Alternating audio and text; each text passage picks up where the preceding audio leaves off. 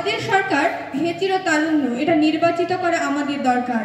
উপস্থিত সম্মানীয় মাননীয় সভাপতি মহাশয়, সম্মানীয় বিচারক মণ্ডলী এবং আমার প্রতিপক্ষ দলের বিতর্কী বন্ধুগণ, সকলকে আমার অন্তঃস্থল থেকে আন্তরিক শুভেচ্ছা, অভিনন্দন এবং ভালোবাসা।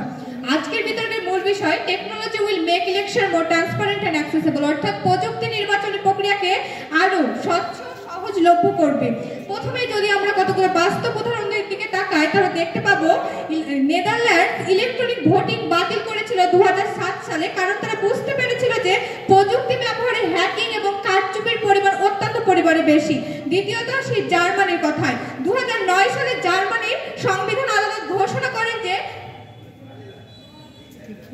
ইলেকট্রনিক ভোটিং গণতন্ত্রের সঙ্গে অসামঞ্জস্যপূর্ণ, ফলে তারা আবার সেই ঐতিহ্যবাহী ব্যালট পেপার বক্সে ফিরে যায়।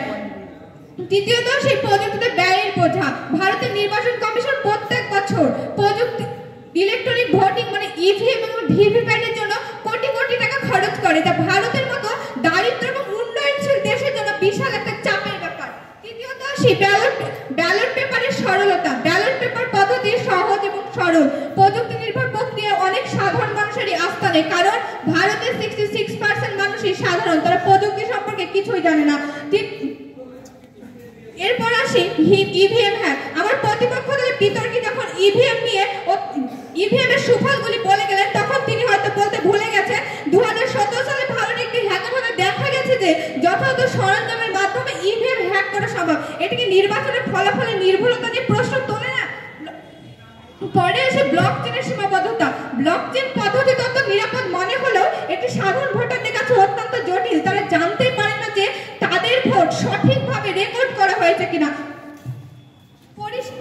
পরিশেষে এটাই বলতে চাই, প্রযুক্তি একটি উপকারী হাতিয়ার, তবে এটি নির্বাচনী প্রক্রিয়াকে কখনোই সর্বদা স্বচ্ছ এবং সহজলভ্য করতে পারে না।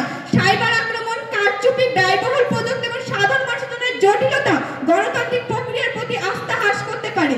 অতএব আমাদের উচিত এমন প্রযুক্তির উপর অন্ধভাবে নির্ভর না করে এমন একটি ব্যবস্থা গড়ে তোলা যেখানে প্রযুক্তি এবং ঐতিহ্যবাহী পদ্ধতির মধ্যে সামঞ্জস্য বজায় রাখা যাবে। আর গণতন্ত্রের মূল মন্ত্রই তো হলো জনগণের অংশগ্রহণ এবং জনগণের আস্থা, যা প্রযুক্তিতে অর্জন করা কখনোই সম্ভব নয়। পরিশেষে এটাই বলতে চাই, তরুণরা যদি হয় রাজনৈতিকভাবে সচেতন ও সাবলীল, রাষ্ট্রীয় উন্নয়নের পথ হবে না অবরুদ্ধ, হবে গতিশীল।